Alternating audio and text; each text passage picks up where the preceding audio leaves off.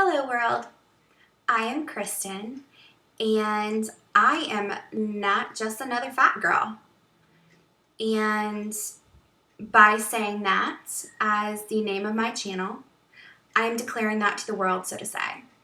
I refuse to be stereotyped based off of one adjective, based on a single descriptor. And this channel is going to essentially tell you exactly why I am not just another fat girl. So for my first video, I thought I would kind of do a little bit of a Q&A, very simple, who I am, why you should watch, all of those things. So with that, why don't I start with who I am? Again, I am Kristen. I obviously am a BBW, a fat girl, a curvy girl, whatever you want to call me.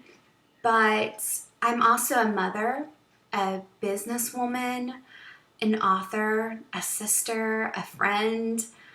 I am so much more than what you see, and even more than what I share with the world. We all have depth, and we all definitely have a story. And mine just happens to star a curvy heroine, aka me. And I'm not ashamed of that. I'm totally okay with the fact that I'm curvy, that I'm plus size, full figured, whatever you want to label me as. So, next question, why start a channel? That one is a bit more complex, yet it's very simplistic. It's essentially because there is so much more that I want to say to you, to people in general, that would never be heard otherwise. YouTube offers a platform, a reach via a platform that others can't compete with. I have Instagram, I have Facebook, I have my website, I have my books. You know, I have a lot of platforms, but none can really compare to YouTube as far as the reach goes. And so that's why I have decided to start this channel. Why should you watch? Because for my target audience, I am you, or I was you. What I have to say is aimed at you in various places along your journey. This channel is meant to be exactly what I needed during my journey, or what I wished I had, basically. But obviously I didn't. I want to be that person who encourages you, who lifts you up, and who reminds you to never give up. I want to be that person who helps you embrace who you are, as you are, at the size that you are. I want to be that person that tells you it is okay to love yourself. It is okay to love yourself despite the fact that you're not perfect. It's okay. So that's essentially my message as well. It's very, very simplistic, and it's meant to be. Because it's easier to remember that way, number one. And number two, because it doesn't need to be complex. Loving yourself does not mean that you have the ideal body. It means that you refuse to punish yourself for not having the ideal body. We are all human. No one is perfect. Not even those supermodels that you see on the cover of magazines. No one is perfect. And loving yourself is not you declaring to the world that you're flawless or that you're perfect in any way, shape, or form. It's you declaring that despite not being flawless, despite not being perfect, that you still deserve love, respect, and happiness, that you still deserve what every other person deserves. What is your fat journey? I was the fat girl growing up. In my family, at school, I was always the biggest girl, the heaviest. and I was also the easy target. I got called every name in the book by both family and classmates. I went from a dysfunctional childhood to a teen pregnancy and a decade-long relationship with a man who perpetuated my body issues. It really wasn't until I started writing books featuring curvy heroines, featuring women my own size, getting the man of their dreams, that I kind of came into my own. Essentially, writing was what saved me. It allowed me to work through all of my own body image issues in a therapeutic way, and to do it in an uplifting and inspiring way as well, because I was able to share it with the world and encourage other women that way. But beyond that, I couldn't be sharing a message that I wasn't practicing myself, that I didn't quite believe. So absolutely, that was a motivational factor there, because I didn't want to be telling others to love themselves, all the while hating myself. And I did not want to be telling other women to embrace who they were, to be confident no matter their size, while I was over there hiding in the corner, ashamed of myself. I have too big of a conscience for that. But I will admit, my journey to self-love was long and it was tumultuous. It really just started with me in front of the mirror, finding one new thing to love about myself each day, because I had so much self-hatred that I even struggled in the beginning to find the smallest thing as pretty or beautiful or acceptable, because it was so far-fetched from what society had deemed as ideal. And it was a process, but I committed to it. Every single morning, I stood in front of that mirror and I found one new thing to love about myself. And each and every day, with each new thing that I selected, and it could be as small as a freckle or, as big as my thunder thighs, with each new thing that I found to love about myself, eventually I came to a point where there were more things that I loved than I hated about myself.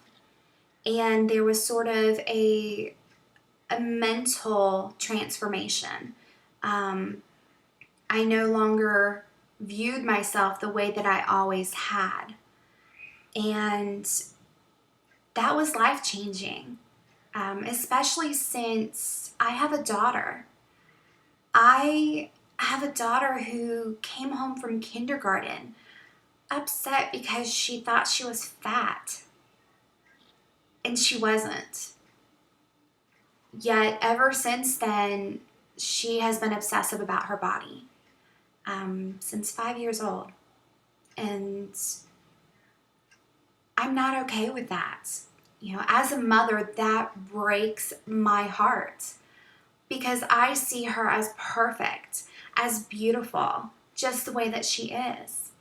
And to love her so much and to see all of the good in her and watch her struggle to see it for herself, that hits home. It hits you hard. And it kind of opened my eyes a little bit more as well, because there were people in my life who loved me exactly as I was, who saw the good in me. And it made me realize that they were probably hurting too, watching me struggle to see it for myself. And so every single day, I make sure my daughter sees me loving myself. She sees me invest in myself every morning when I get ready, and she never hears me talk negatively about myself or about anyone else, because people can judge, people can assume, and they will. But people can't make you see yourself any particular way unless you allow them to. And I never want her to allow others to influence the way that she sees herself. I want her to see me as confident, as grateful, as loving, kind to myself and to the world. I want her to see me and to know that she doesn't have to believe what everybody else says, and that nobody else can define her. Nobody else can tell her who she is. And, that's the message that I want my daughter to hear and to know, that you are who you believe you are. Am I pretty to everyone in the world? No, absolutely not. Am I pretty to those who matter? Yes. Because beauty is and always has been perceptive. And it's irrational to ever believe that there will be a one-size-fits-all mentality on beauty, no matter what society drills into us. So let go of your inhibitions. Let go of the stigmatisms. Let go of the negativity. Let go of everything that is holding you back from seeing yourself as worthy, as beautiful, as more than the number on the scale. Because here's the hard truth. Those who are judging you, those who are mean to you, those who are full of hatred will not suddenly be happy because you covered yourself or because you hid in a dark hole somewhere. Those people will be miserable no matter how you live your life. So my fat journey is about me, being me, loving me where I am at the size I am without regrets. I will never regret being happy. I will never regret being the fat girl on the beach. I will never regret being who I am and being okay with who I am, because why should I? Just because someone isn't okay with my body, with my size, doesn't mean that I can't be. Just because others don't love my body doesn't mean that I can't.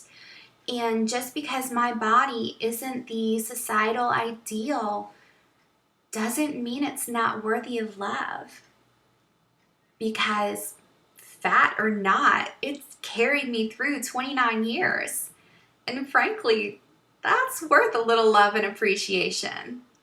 And for my daughter, her body has carried her through 10 years with no major illnesses, with no little bumps in the road. And that's something for her to appreciate. That's a reason to love her body in and of itself. And that's just how I feel. You are who you believe you are. Don't allow the world to tell you otherwise. Don't allow bitter people to define you. What is the worst fat girl assumption? That I am unhealthy simply because I shop in the plus size section. Contrary to popular belief, we don't all stuff our faces all day, every day. The two questions that every single doctor and nurse asks me is if I have high blood pressure or diabetes. And I don't have either. My blood pressure last time it was taken it was 116 over 73, 72, something like that. And my blood sugar was 72. So definitely no issues there. Beyond that, I exercise. I get up and I get moving. And I actually do exercises with my daughter 5 to 7 days a week. So not as unhealthy as you people all assume we are. So I guess the next question is kind of logical there. Why am I fat? I could very easily, find something to blame it on. I could blame it on my hypothyroidism. I could blame it on my PCOS. I could blame it on my food allergies. I could blame it on my autoimmune diseases. I could give you many reasons as to why I'm fat, but none of them matter. None of them change who I am or the way that I am. So at that point, why does it matter why I'm fat? And that's just it. It doesn't matter why you're fat. It doesn't matter why you're gaining or losing weight. Your journey is your journey. Your journey. You don't owe anyone an explanation as to why you are the way you are. And that right there is why self-love and confidence is so important. Because loving yourself is not you putting blinders on. Most of us are hyper aware, I would say, of our flaws. You know yourself better than anyone else. You are your own worst critic. And so loving yourself is not you all of a sudden no longer seeing any issues that you may potentially have. Loving yourself is you deciding not to punish yourself for being who you are today, where you are today, the size you are today. It's you deciding to love yourself and not to punish yourself for the things that you can't change or the things that you're not willing to change at this point in time. Loving yourself is, in some ways, it's also you protecting your humanity. It's you not allowing anyone to come in and to bully you, to diminish your value, your worth, your power, simply because you don't fit their idea of ideal. Just because I'm not a size 2 doesn't mean that I don't have a purpose in life. Just because I am not a size 2 doesn't mean that I can't have a positive impact on this world. And the same goes for you. You loving yourself is you telling the world the exact same truth, that you are someone, that you are capable, that you are more. You are more. Hear me now. You are more. You are so much more than meets the eye. And so am I.